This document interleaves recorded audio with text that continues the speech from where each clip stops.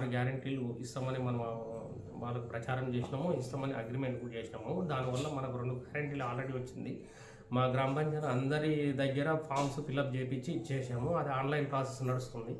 ఈ 100 రోజుల లోపంటే next month వరకల్లా కంప్లీట్ అయ్యేటట్టు చేస్తాం, ముందుకు పోతున్నాం. మా లీడర్లో కూడా మేము ప్రెజర్ చేసుకుంటూ వస్తున్నాం. ఇప్పుడు ప్రజెంట్ రైతు బంధు ప్రక్రియ మందకొండికి సాగుతుంది, అంటే స్లోగా ఇస్తారు. ఆల్రెడీ ఎకరం ఉన్న వరకే పడ్డాయి. చాలా మంది రైతులకి ఏముందంటే ఒక కొత్త అపోహ 5 ఎకరాలలో పడతాయి, 10 ఎకరాలలో పడతాయి. దాని మీద ప్రజలకు మీరు ఏం క్లారిటీ? అలాంటిది ఏం లేదు. మా గ్రామ పంచాయతీలో మా వాళ్ళకు కూడా మేము రైతులకు అందరికీ చెప్తున్నాము. ఇదివరకు టీఆర్ఎస్ ప్రభుత్వంలో ఉన్నప్పుడు కూడా వాళ్ళు కూడా ఫస్ట్ స్టార్టింగ్ పీరియడ్లో తప్ప తర్వాత విడతల వారీనే వేసారు. ఇప్పుడు కూడా విడతల వారీగా పడుతున్నాయి. ఆల్రెడీ 3 ఎకరాలు ఉన్న వాళ్ళకి ఆల్రెడీ మొన్న పడ్డాయి.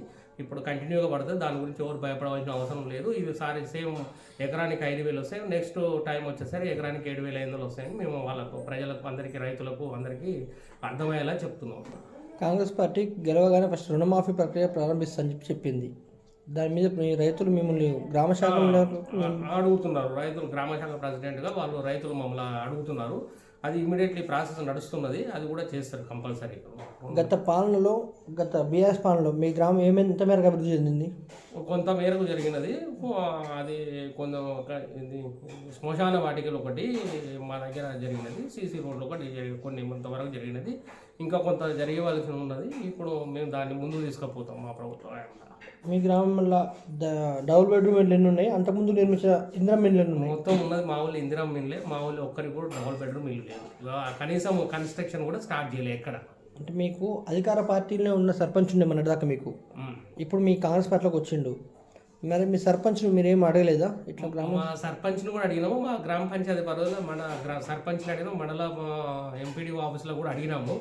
మా గ్రామ పంచాయతీ తరఫున ఏం రాలేదని చెప్పడం జరిగినది. వాళ్ళు గతంలో మీకు పార్లమెంట్ సభ్యులుగా ఉన్న కోమటిరెడ్డి వెంకటరెడ్డి గారి నిధుల నుండి మీ గ్రామాన్ని ఏమైనా అభివృద్ధి చేసుకున్నాము? మాకు 5 లక్షల సీసీ రోడ్లు పెట్టాడు సారు.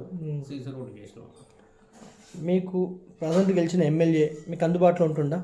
అందుబాటులో ఉంటుండు. ప్రజెంట్ గెలిచిన ఎమ్మెల్యే మాకు అందుబాటులో ఉంటుండు. ఎప్పుడు ఫోన్లో కూడా అవైలబుల్లో ఉంటున్నారు. ఏదైనా ఇబ్బంది ఉన్నా చేసినా ఇమీడియట్లీ దాని మీద రెస్పాన్స్ ఇస్తున్నాడు. మీ కాంగ్రెస్ పార్టీ అధిష్టానం ఈసారి ఎవరైతే పార్టీలో పాతంగా ఉన్న ఫస్ట్ నుంచి ఉన్న కార్యకర్తలకు ప్రియారిటీ ఇస్తాము, వాళ్ళ సేవలను వినియోగించుకుంటాము, ఈ పార్టీ మారే వారికి అవకాశాలు తగ్గిస్తాము అని చెప్తుంది. ఇది మీ అభిప్రాయం? 100% మా ఎమ్మెల్యే గారు కూడా అదే చెప్పడం జరిగింది. కాంగ్రెస్ పార్టీలో ఫస్ట్ నుంచి ఉన్న వాళ్ళకే ఫస్ట్ ప్రియారిటీ అనేది చెప్పడం జరిగింది. అదే మాట మీద ఉంటాడని మేము కూడా నమ్ముతున్నాం. కొంతమంది మీ ఎమ్మెల్యే అనుచరులు ఆయన బీఆర్ఎస్లో పోతే బీఆర్ఎస్లోకి వచ్చారు, కాంగ్రెస్లో పోతే కాంగ్రెస్లోకి వచ్చిండు. మరి వాళ్ళకు మీ ఫస్ట్ నుంచి ఉన్న పార్టీ కార్యకర్తలకు మధ్యలో మనోడు ఎట్లా ఉంది, పొందన ఎట్లుంది? ఇప్పుడు మా గ్రామ పంచాయతీలో అయితే కోఆర్డినేషన్ బాగానే ఉన్నది. ఇప్పటివరకు అయితే పర్వాలేదు. మా అక్కడ బాగానే ఉన్నది. మీ గ్రామానికి అందరిని కలుపుకొని పోతున్నాం. మీ గ్రామానికి మన ఎమ్మెల్యే గారు ఎలక్షన్ల ముందు ఏమైనా హామీలు ఇచ్చిరా? మా గ్రామ పంచాయతీకి ఎమ్మెల్యే గారు ఏం హామీలు ఇవ్వలేదు. మేము వచ్చినప్పుడు మా గ్రామ పంచాయతీకి ఎలక్షన్ల ప్రచారంలో వచ్చినప్పుడు మన ఏమన్నా సీసీ రోడ్లు పెండింగ్ ఉన్నా, మురికాలు పెండింగ్లు ఉన్నా అది కంప్లీట్ చేస్తామని చెప్పారు. అడిగాము, కంప్లీట్ చేయాలని, కంపల్సరీ చేస్తామని చెప్పాడు. మీ గ్రామంలో దళిత బంధు కానీ బీసీ బంధు కానీ ఎన్ని గ్రౌండింగ్ అయినాయి?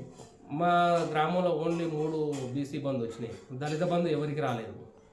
అంటే మీ గ్రామంలో అసలు దళిత బంధు అప్లై చేసుకున్నారు, పేర్లు పెట్టారు కానీ ఎవరికి రాలేదు. గ్రౌండింగ్ కాలేదు, ఎవరికి రాలేదు. ప్రస్తుతం మీ పార్టీ అధికారంలో ఉంది కదా, రేపు రానున్న పార్లమెంట్ ఎలక్షన్లో ఏ అభ్యర్థి అయితే మీకు మంచిగా ఉంటుందని చెప్పి మీ గ్రామస్తులు అనుకుంటున్నారు? మా అధిష్టానం ఏ అభ్యర్థిని నిలబెడితే ఆ అభ్యర్థికి మేము సపోర్ట్ చేయడానికి ముందున్నాం. ఇప్పుడు రాబోయే సర్పంచ్ ఎలక్షన్లో ఒకవేళ పార్టీ అవకాశం కల్పిస్తే మీరు పోటీ చేయడానికి సిద్ధంగా ఉన్నారా? ఉన్నాం, సిద్ధంగానే ఉన్నాం. ఒకవేళ మీరు గెలిస్తే గ్రామాన్ని ఏ విధంగా అభివృద్ధి చేస్తారు? మేము గెలిస్తే ప్రజెంట్ యూత్కు ఉపాధి చూపించడానికి, ముందుకు రావడానికి ఎక్కువ నేను సహకారం చేస్తాను. ఎందుకంటే వాళ్ళకు ఎంప్లాయ్మెంట్ ఏదో ప్రైవేట్ పరంగానో ఏదో రకంగా చేయాలనేది నా కోరిక. నేను ఒక మెడికల్ ఫీల్డ్లో చేస్తాను. మనకు దోచిన కాడికి యూత్కు సజెషన్ ఇస్తాము. ఎవరికైనా ఎంప్లాయ్మెంట్ కావాలంటే ప్రైవేట్లో ఎక్కడైనా సోర్సెస్ ఉంటే వాళ్ళ ఎడ్యుకేషన్ ప్రకారము వాళ్ళకు ఎంకరేజ్మెంట్ చేసి దాంట్లో జాబ్ చేసుకోవడానికి, ఉపాధి కల్పించడానికి మేము ముందు ఉంటాం. మేము మీ గ్రామంలో పర్యటించినప్పుడు బాగా వాటర్ సమస్య ఉంది అని చెప్పేసి కొద్దిగా చెప్తుర్రు. అది అంటే మిషన్ భగీరథ మీ ఊళ్ళో స్టార్ట్ కాలేదా? మిషన్ భగీరథ మా దగ్గర స్టార్ట్ కాలేదండి. ఓన్లీ ఒక పెద్ద ట్యాంక్ కట్టారు అంతే. ఆ ట్యాంక్ ద్వారా ఓన్లీ స్టార్టింగ్లో ఒక 4 ఇండ్లకు మాత్రమే ట్యాపులు పెట్టారు. దాని నుంచి నీళ్ళు కూడా రావట్లేదు. మాకు అప్పుడు కాంగ్రెస్ ప్రభుత్వం కోమటిరెడ్డి వెంకరెడ్డి గారు ఎంపీగా అది ఎమ్మెల్యే ఉన్నప్పుడు నిరాహార దీక్ష చేసినప్పుడు మాకు వాటర్ వచ్చినాయి. ఇది సాగర్ వాటర్ పైప్ లైన్ అప్పుడే వచ్చింది. అప్పటి నుంచి ఊర్లో 4 ట్యాంకులు ఉన్నాయి. ఆ ట్యాంకులలో నింపుతారు డ్రింకింగ్ వాటర్. అక్కడి నుంచి మేము తెచ్చుకొచ్చుకుంటాం. కానీ ఇంటింటికి నల్ల రాలే. మా బోర్లు వేసుకున్న వాటరే ఇంటింటికి నల్ల వస్తాయి. డ్రింకింగ్ వాటర్ రావు, సాగర్ వాటర్ రావు ఇంటింటికి. గతంలో మీ పార్టీ మీరు గెలిపించిన ఎమ్మెల్యే చిరుమర్తి లింగయ్య టీఆర్ఎస్ పార్టీలోకి పోయినప్పుడు కనీసం మీ గ్రామాన్ని ఎంత మేరకు అభివృద్ధి చేసిండు ఆయన? మేము ఏమంటే అప్పుడు మేము కాంగ్రెస్ పార్టీలో ఉన్నాం. తిరుపతి లింగయ్య గారిని గెలిపించాము. కాకపోతే సారు అక్కడ పోయాడు, అక్కడ ఆ పార్టీకి మారిన తర్వాత కూడా సార్ ఇక్కడ అంత నిధులు ఏం రాలేదు అనే దాని మీద కొంచెం వర్షం ఉండే. లాస్ట్ మూమెంట్లో ఒక 2-3 సీసీ రోడ్లు వేయించాడు. మణుగోలు రోడ్డు ఉంటుంది మాది, అక్కడ సీసీ రోడ్లు వేయడం జరిగింది. మీకు కూతవేటు దూరంలో ఉన్న నార్పల్లి గ్రామ పంచాయతీ ఉంది. మీ గ్రామానికి బస్సు సౌకర్యం ఎట్లుంది? పర్లేదండి. మాకు గ్రామ పంచాయతీకి వయా మోత్కూరు ఉంది కాబట్టి బస్ సౌకర్యం పర్లేదు. ప్రస్తుతం మీ గ్రామంలో ఉన్న ప్రధాన సమస్యలు ఏంది? వాటిని ఏ విధంగా పరిష్కరిద్దాం అనుకుంటారు మీరు?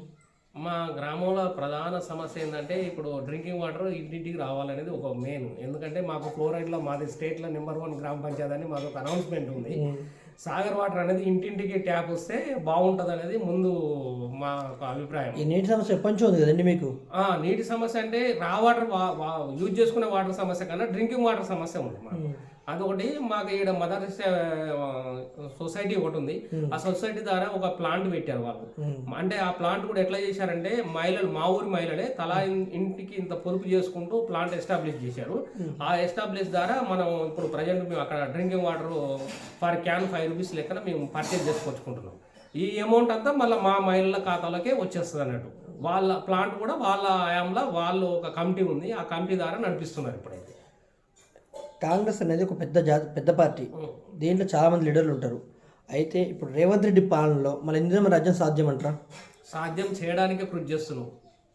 సాధ్యం చేయాలనే కృషి చేస్తున్నాం. ఎందుకంటే మేము కూడా అందరము కింది స్థాయి క్యాడర్ నుంచి ఉన్న లీడర్లు అందరం కూడా దానికే ముందుకు రావాలనే ఉద్దేశంతో అందరూ ఒకే తాటి మీదకి వచ్చి అట్లా నడిపించాలనే ఉద్దేశంతో చేస్తున్నాం. ఎందుకంటే ఇప్పుడు మా గ్రామంలో ఒక 100 ఇండ్లు ఉన్నాయి ఇందిరమ్మ ఇండ్లు. ఇప్పుడు పోతే ఇప్పుడు పోయినా ఉంటాయి అవి ఇందిరమ్మ ఇండ్లు అనేది. అది ఆ తర్వాత వచ్చిన ఇండ్లు అయితే లేవు. మీ గ్రామం దళితులకు 3 ఎకరాల భూమి ఎంతవరకు డౌన్లోడ్ చేసారు? ఒక్కరికి కూడా రాలేదండి. ఒక్కరికి కూడా రాలేదు మా ఊరికి దళితులకు 3 ఎకరాల భూమి. చివరిగా సర్పంచ్ ఎలక్షన్స్, ఎంపీటీసీ ఎలక్షన్స్, స్థానిక సంస్థ ఎలక్షన్స్ అన్నీ వస్తున్నాయి ఫ్యూచర్లో. మీ కాంగ్రెస్ పార్టీలో బీఆర్ఎస్ పార్టీ నుంచి వచ్చిన లీడర్లు ఉర్రు, మీ పాత లీడర్లు ఉర్రు. ఇంతమందికి పదవులు తక్కువ ఉంటాయి, అభ్యర్థులు ఎక్కువ ఉంటారు. దీన్ని మీరు ఏ విధంగా ముందు తీసుకెళ్తారు? గ్రామశాఖ అధ్యక్షుడిగా మీదే బాధ్యత ఉంటుంది కదా. మేము అందరినీ కూర్చోబెట్టి ఒక కోఆర్డినేషన్గా తీసుకెళ్తామండి. అదే అండి, ఎట్లా ఇప్పుడు తీసుకెళ్తాం అంటే దానికి ఒక కమిటీ ఏర్పాటు చేసి మేము కూడా ఆ కమిటీలో ఎవరు నిలబడితే బాగుంటుంది, ఎవరైతే ముందుకు నడిపించగలుగుతాము అనే దాన్ని ఆలోచించి ఆ కమిటీ ద్వారా మా ఎమ్మెల్యే గారి దృష్టికి తీసుకెళ్ళి ఎమ్మెల్యే ద్వారా మేము ఒక ఈక్వలేషన్గా వెళ్ళిపోతాం. చివరగా పార్లమెంటు మరియు సర్పంచ్ ఎలక్షన్ ఉద్దేశించి ప్రజలకు మీరు ఏం చెప్తాం అనుకుంటారు?